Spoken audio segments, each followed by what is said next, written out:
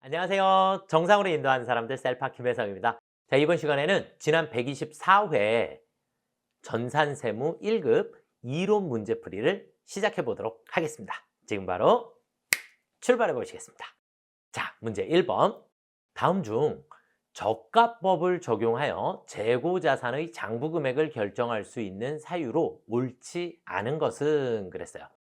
저가법이다라고 하는 것은 가치가 떨어졌을 때 인정, 그 다음에 가치가 올라가면 취득가액보다 위로 올라가는 것을 인정하지 않는다라고 하는 부분이고, 자, 일단 물리적으로 손상된 경우, 당연히 손상됐으니까 가치가 떨어졌다라고 봐야 되겠죠.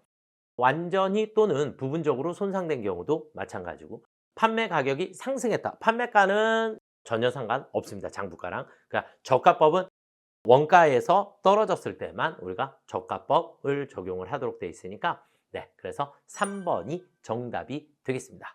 완성하거나 판매하는 데 필요한 원가가 상승하는 경우, 원가가 상승했다는 얘기는 이 장부 금액이 그만큼 더 늘어났다라는 개념으로 보시면 되겠죠. 그러니까 여기서 말하는 원가는 판매가가 아니니까 우리가 제조하는데 판매하는데 필요한 원가가 상승을 했다라고 하면 그만큼 비용이 많이 발생한다, 이렇게 보셔야지 될 것 같아요. 자, 그 다음에 이제 우리 문제 2번으로 한번 넘어가 보시겠습니다. 다음 중 자본에 대한 설명으로 옳은 것은 그랬는데, 이익잉여금 처분계산서에 이익잉여금 처분액 배당금은 해당 연도 기말 재무제표에 나타나지 않는다. 맞죠? 네. 자, 2번은 우리가 당기순 이익이 생기게 되면 이익에 대한 배당을 언제 하죠? 이익이 생겼다라는 걸 결정지어야 되니까 재무제표가 다 완성이 되고, 그리고 얘에 대한 보고를 다 진행을 하고 주주총회를 해서 배당이라는 걸 결정을 해요. 그러니까 배당은 항상 다음 해, 뭐 보통 2월, 3월 뭐 이렇게 해서 주주총회를 거쳐서 결정이 되기 때문에 재무제표를 작성할 때 재무제표는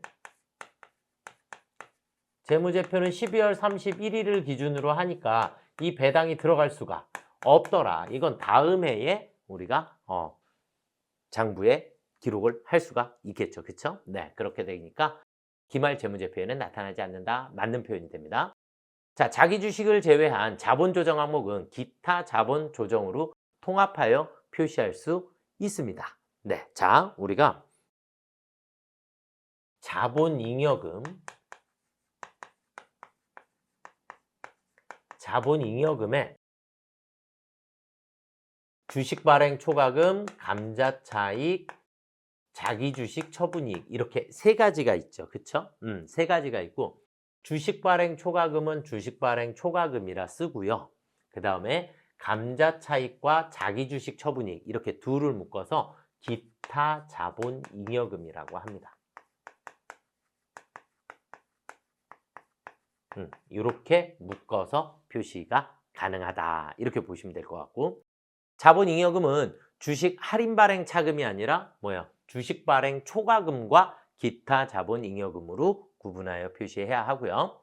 자, 주식 병합은 주식을 병합하면 주식 수가 늘어요? 병합은 합친다라는 얘기인데 줄어들게 되고, 대신에 액면 금액은 늘어나게 됩니다. 우리가 예를 들어서 우리 회사에 뭐 10주, 10주 뭐 주당 1,000원이었다. 이렇게 되면 주식 병합이다라고 하는 것은 예를 들어서 우리가 5주로 바꿔주고, 그 다음에 액면가는 2,000원으로 바꿔주는 경우예요. 그러니까 어쨌든 전체 금액은 동일하죠. 그렇죠? 10주 1,000원이나 5주 2,000원이나 금액은 같게 되고, 대신에 주식 수는 줄어들게 되고 액면은 증가하게 됩니다. 아시겠죠? 네, 그래서 정답은 1번이었습니다. 자, 그 다음 문제 3번으로 넘어가 보시도록 하겠습니다.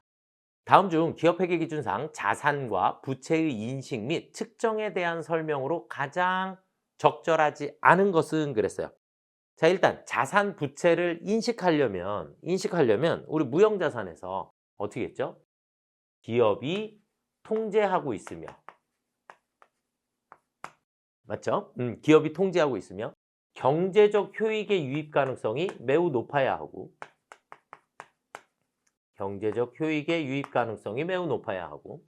그 금액을 신뢰성 있게 측정할 수 있어야 한다. 이렇게 세 가지의 요건을 모두 충족하게 되면 우리가 자산으로 인식을 하게 되겠죠.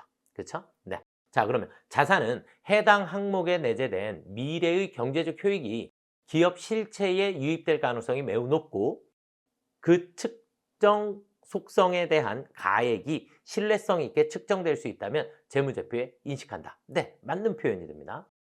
자, 어떤 거래로 인한 지출이 발생했을 때 그에 관련된 미래 경제적 효익의 유입 가능성이 낮은 경우 해당 지출은 자산으로 인식하지 않고, 그러니까 그 금액이 미래 경제적 효익의 유입 가능성이 낮다라는 얘기는 우리가 비용으로 인식을 할 수밖에 없다. 자산으로 인식할 수 없다.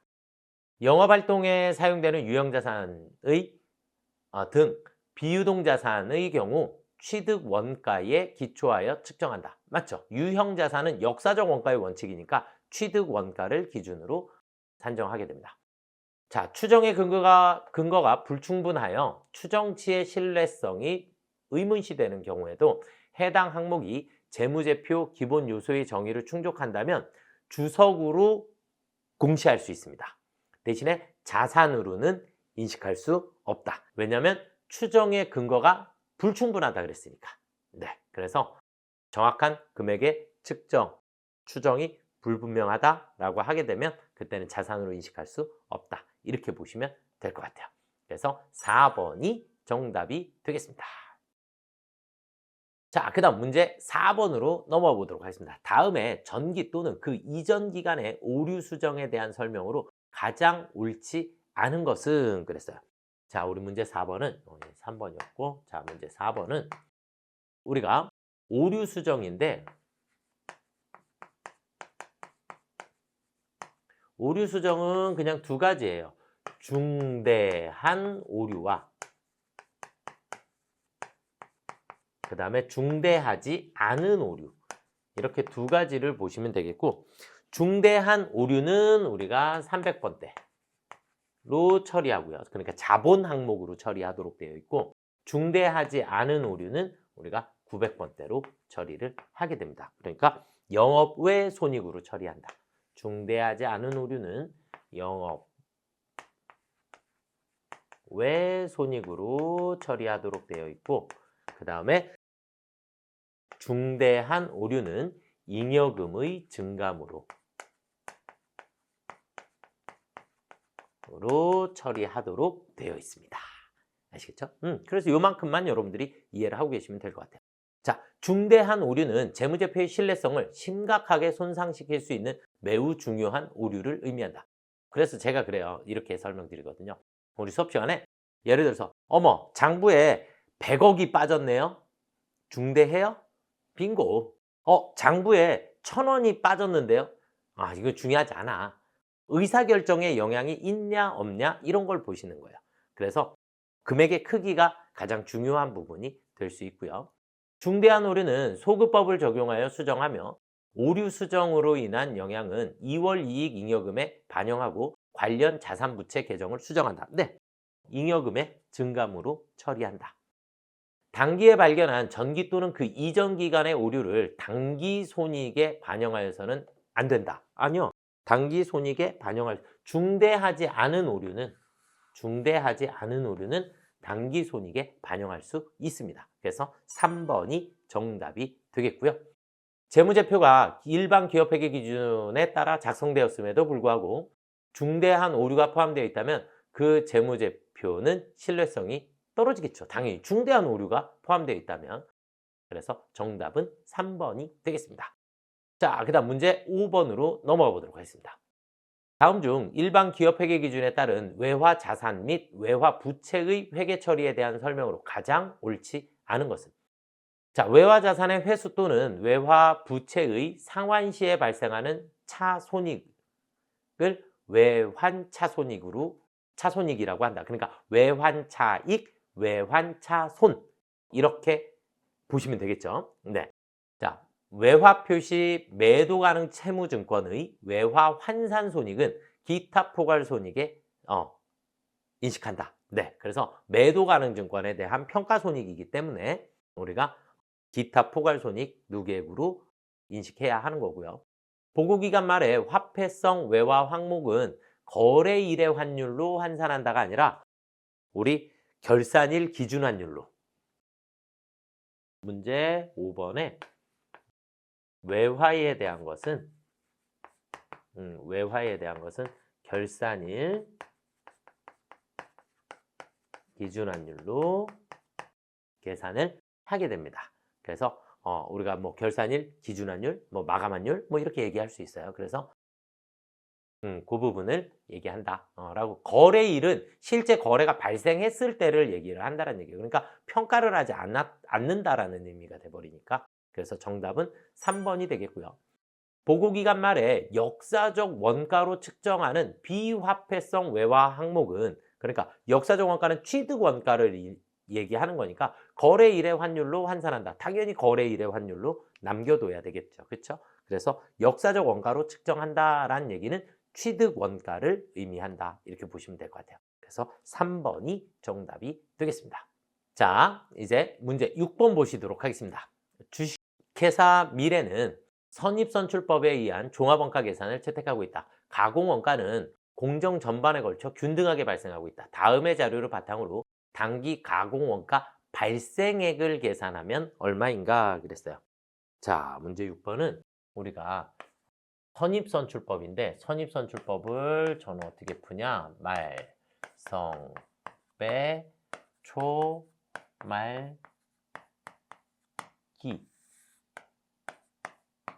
이렇게 돼 있어요. 이렇게 돼 있고, 자, 우리는 기말, 완성, 기초, 다시 기말, 그리고 단기의 총원가. 자, 그러면 지금 문제상에서 단기 가공원가 발생액은 얼마인가 그랬으니까 문제에서 물어본 건 얘를 물어본 거예요.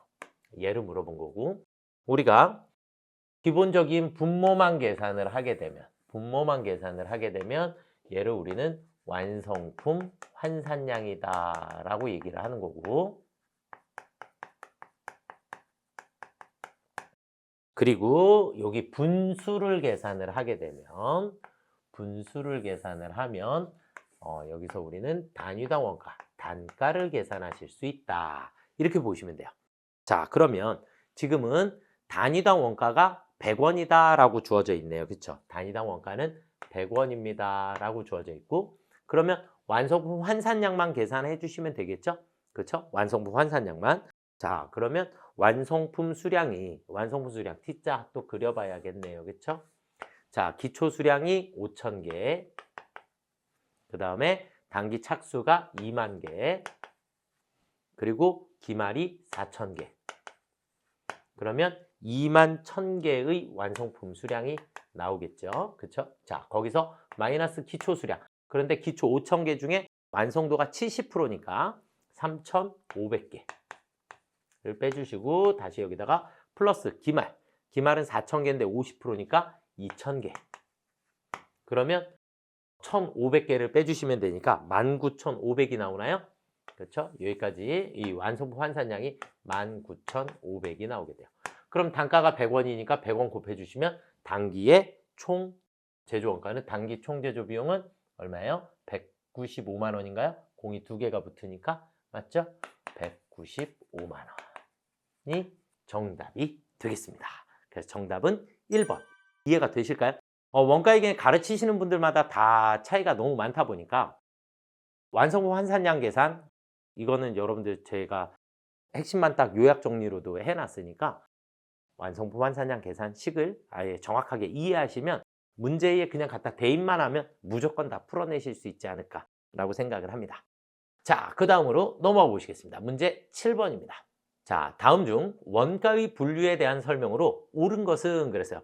변동원가는 고정비, 변동비 뭐 이렇게 나와 있으니까 변동원가는 어떻게 되는 거죠? 총원가가 증가하는 원가, 고정원가는 일정한 원가, 준고정원가는 이렇게, 준변동원가는 이렇게. 우리 다 알고 계시죠? 단위당 원가가 일정하다, 단위당 원가가 하락한다. 이 정도의 특징만 알고 계시면 되지 않을까라고 생각을 합니다. 자, 변동원가는 조업도의 변동에 비례하여 발생하며 단위당 원가는 일정하다. 네, 그럼 1번이 그냥 정답이네요. 맞죠? 중고정 원가는 일정 조업도 범위 내에서는 총원가가 일정하죠. 총원가가 일정이에요. 총원가가 일정하고 조업도를 벗어나게 되면 총원가가 증가하거나 감소하게 됩니다.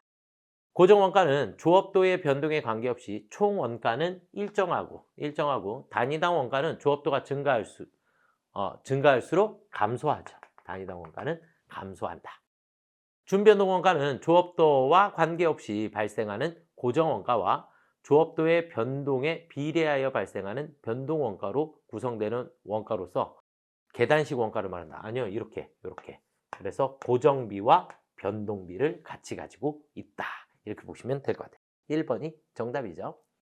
자, 그 다음 문제 8번 보시도록 하겠습니다. 자, 문제 8번. 주식회사 희망은 2개의 보조부문, 수선부와 동력부, 제조부문, 조립부와 절단부를 운영하고 있다. 직접 배부법에 따라 제조부문에 배부할 경우 조립부에 배부될 동력부 원가는, 직접 배부법은 신경을 안 쓰셔도 됩니다. 그냥 문제를 그냥 쉽게 풀어내시면 됩니다. 그냥 일단 동력부의 원가는 총 얼마가 있죠? 동력부의 원가는 15만 원이 있네요. 15만 원이 있고, 이거 직접 배부법이니까 다른 거 신경 안 쓰셔도 돼요. 그냥 제조 부문에다가 나누어 줄 건데, 제조부의 조립부와 절단부, 조립부와 절단부로 나누어 줄 건데, 조립부의 배부 기준을 봤더니 동력부 용역 사용량이 1200이라고 되어 있고 절단부는 800이라고 되어 있어요. 그러면 전체 2000분의 1200이 되니까 60%인가요? 그럼 6, 5, 30, 9만 원이네요, 그냥.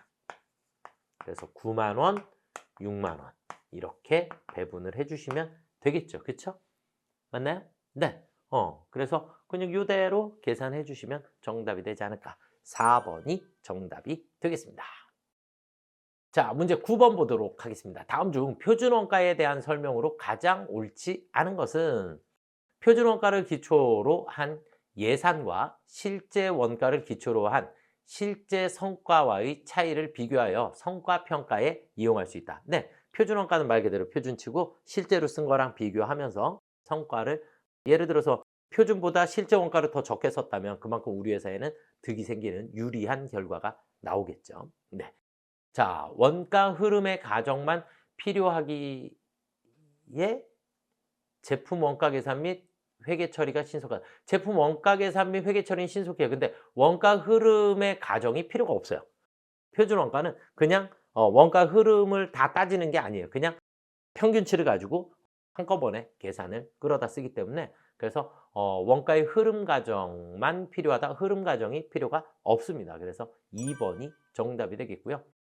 조업도 차이는 고정 제조 간접 원가 차이 분석 시 확인할 수 있게 됩니다. 그러니까 고정 원가는 정해져 있는데 조업도에 따라서 우리가 고정 원가 이렇게 되니까 고정 원가 총 원가는 일정한데 생산량이 늘어나면 늘어날수록 단위당 원가가 감소하도록 되어 있으니까 조업도에 따라서 단가의 변동이 발생을 할 수밖에 없는, 이렇게 보시면 되겠고, 외부 보고용 재무제표를 작성할 때는 표준 원가를 실제 원가로 수정해야 한다. 외부에다가 보고해야 되는 경우는 외부는 무조건 실제를 기준으로 할 수밖에 없죠. 그렇죠? 우리 회사 표준은 이래 의미 없어요. 그거는 그냥 우리가 어떠한 지정선을 하나 정해 놓은 것이고, 우리는 무조건 실제 사용액을 가지고 모두를 작성해야 한다라고 보시면 될 것 같습니다.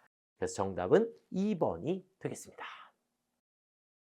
자, 다음 자료를 바탕으로 매몰원가와 최선의 처리 방안 선택에 따른 기회원가는 얼마인가 그랬어요. 문제 10번에 매몰원가와 그 다음에 기회원가. 매몰원가는 엄청 쉬워요.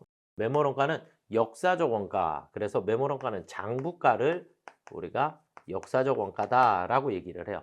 그러니까 생산설비 취득가액 2억 원이다라고 돼 있나요? 그래서 매몰원가는 그냥 2억 원입니다. 내가 지출한 금액. 그걸 매몰원가다라고 얘기를 하는 거고, 기회원가는 주어진 자료에서 넘버 2를 찾는 거예요. 넘버 2, 두 번째. 그러면 자, 소프트웨어만 변경했을 때, 첫 번째 소프트웨어만 변경했을 때는 현금의 유입이 2억 원이 생기고 유출이 5천만 원이 생기니까 결국 1억 5천만 원의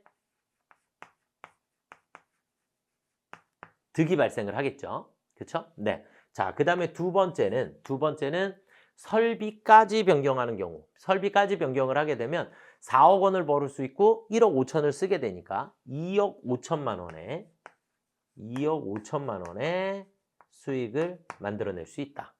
자, 그다음에 세 번째는 그대로 사용한다. 그대로 사용하게 되면 9천만 원의 이득이 발생을 할 수 있다. 이렇게 되겠죠. 그럼 우리는 가장 높은 건 뭐예요? 얘를 선택할 거예요. 맞죠? 그런데 기회 원가는 뭐라고요? 넘버 2. 그러면 두 번째 차선책은 1억 5천만 원. 그래서 소프트웨어만 변경을 했을 때 얻을 수 있는 수익 1억 5천만 원이 기회 원가다라고 얘기를 하는 거예요. 이해가 되실까요? 네. 그래서 메모 원가는 2억 원이고 기회 원가는 1억 5천만 원입니다. 정답은 2번이 되겠죠. 자, 그 다음 문제 11번 보도록 하겠습니다. 다음 중 소득세법상 비과세 근로소득에 대한 설명으로 가장 옳지 않은 것은 그랬어요. 이 부분은 여러분들이 조금만 시간이 되신다 그러면 급여에 가셔서 우리 수당 공제 등록에서 그냥 다 검색해 보시면 됩니다. 프로그램에 검색을 하셔도 충분히 찾으실 수 있고. 자, 근로자 또는 그 배우자의 해당 과세기간 개시일 기준으로 6세 이하인 자녀의 보육과 관련하여 사용자로부터 지급받는 급여로서 월 20만 원 이내의 금액. 맞죠?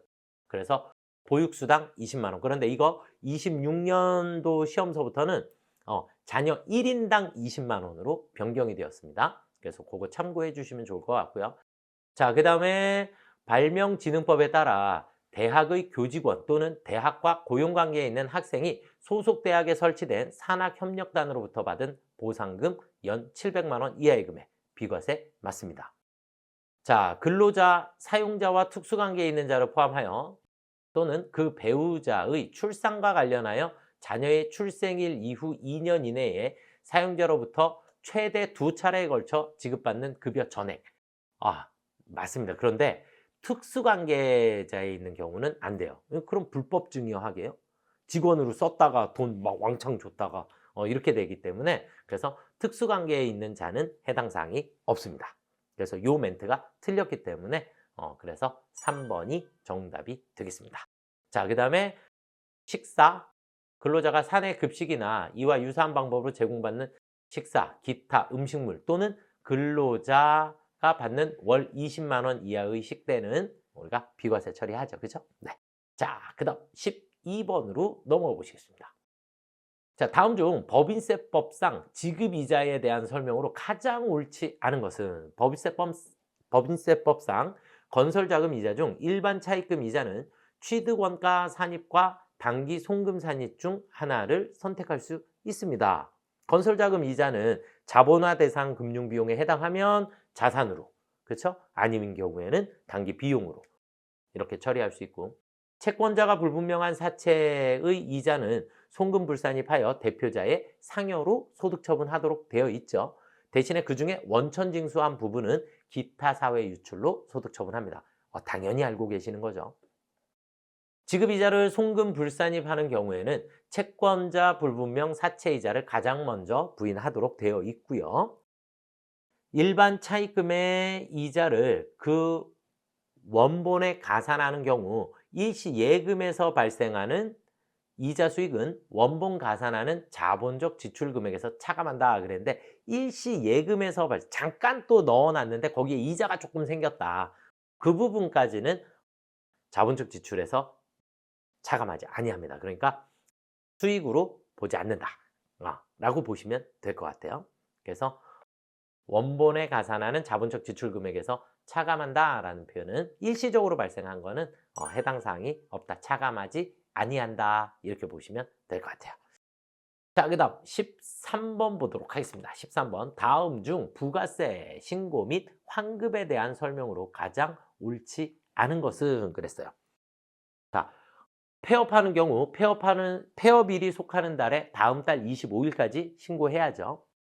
영세율 적용받는 사업자가 예정 또는 확정 신고를 한 경우에는 조기 환급 신고서를 제출한 것으로 본다. 네. 초과 환급받은 세액이 있는 경우에도 초과 환급 신고 가산세는 적용하지 아니한다. 3번이 정답이 되겠고요. 자, 우리 13번은 어떤 거냐면 우리가 환급을 받았는데 초과 환급을 받았어요. 초과 환급을 받았다는 얘기는 나라에서 내가 받아야 될 돈을 너무 많이 받았다. 그럼 돈을 다시 뱉어내야죠. 다시 납부를 해야 하기 때문에 초과 환급은 다시 납부를 해야 하기 때문에 당연히 가산세를 부과받습니다. 우리가 부가세 신고서 작성할 때 매입만 누락하는 경우에는 가산세가 없죠. 매입만 누락했을 경우에는. 맞죠? 그러니까 매입에 대해서는 내가 받아야 될 걸 못 받은 거니까. 그런데 매출을 누락하면 무조건 가산세 대상이죠. 나라에 납부해야 할 건수가 생겼기 때문이에요. 그렇게 이해하시면 조금 쉽게 이해하시지 않을까라고 생각이 듭니다. 그래서 3번이 정답이 되겠고요. 예정신고 시 일반 환급세액이 있어도 환급되지 않고 확정신고 시 납부할 세액에서 차감하도록 되어 있죠. 맞나요? 네. 그래서 정답은 3번이 되겠습니다. 자, 그 다음 문제 14번을 보시도록 하겠습니다. 다음 중 소득세법상 중간예납세액 및 분납에 대한 설명으로 가장 옳지 않은 것은 그랬어요. 신규 사업자는 당연히 중간예납을 할 수가 없어요. 왜? 과거치가 있어야 중간예납이라는 게 나오는 거니까. 납부할 세액이 우리가 법인세도 분납이 있는데 법인세 분납이 자동으로 계산이 되다 보니까 분납의 기준은 2천만 원이 넘냐 안 넘냐예요. 아시겠죠? 그래서 2천만 원을 이하인 경우 2천만 원 이하인 경우에는 어떻게 되냐면 1,000만 원과 나머지 예를 들어서 납부해야 할 세액이 1,500이다. 그럼 1,500이면 1,000만 원 먼저 납부하고 그 다음에 500만 원을 납부하도록 되어 있습니다. 아시겠죠? 그런데 2,000만 원을 초과했다. 그러면 50%를 분납을 하게 됩니다. 2,000만 원을 넘어가게 되면 그때는 50%를 분납을 적용을 하시면 됩니다. 그러니까 이번에 보시면 납부할 세액이 1,500만 원인 경우 납부할 세액이 50%를 분납하는 게 아니라 1,000만 원과 나머지로 나누어지게 됩니다. 그래서 2번이 정답이 되겠고요. 납부할 세액이 3,000만 원인 경우 납부 세액의 2,000만 원을 넘어가게 되면 50%.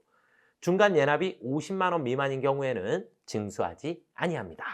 네, 그래서 정답은 2번이 되겠고요. 자, 마지막 15번 보시도록 하겠습니다. 다음 중 부가세의 특징으로 가장 옳지 않은 것은 소비 지출에 해당하는 부가가치세만을 과세 대상으로 하는 소비형 부가가치세입니다. 그래서 화폐성 자산에는 부가세가 붙지 않습니다. 이렇게 보시면 되겠고, 각 단계마다 증가하는 부가가치에 대하여 사업자의 부가가치세를 징수하도록 하는 다단계 거래세이다. 맞죠? 단계가 발생할 때마다. 납세 의무자나 부양가족의 교육비, 의료비 등 인적 사항을 전혀 고려하지 않는 물세에 해당합니다. 맞죠? 자, 납세 의무자가 담세자로 직접 세금을 납부하는 직접세이다. 간접세이죠. 그렇죠? 네, 우리 납세자와 담세자가 서로 같지 않은 경우 이것을 우리가 간접세다라고 얘기하고, 납세자는 사업자고 부가가치세의 납세자는 사업자고 담세자는 소비자입니다. 그렇죠? 네, 그래서 간접세에 해당한다. 4번이 정답이 되겠습니다. 이번 회차에 엄청 큰 특징이 있었어요. 이론 문제를 지금 15문제를 풀어봤는데 문제가 다 옳지 않은 것을 물어봤어요. 그래서 기본 계산 문제 몇 개를 제외하고는 옳은 것이 아니라 옳지 않은 것에 대한 질문이 너무 많았네요. 그렇죠? 그래서 저는 시험 문제 이렇게 안 냈으면 좋겠는데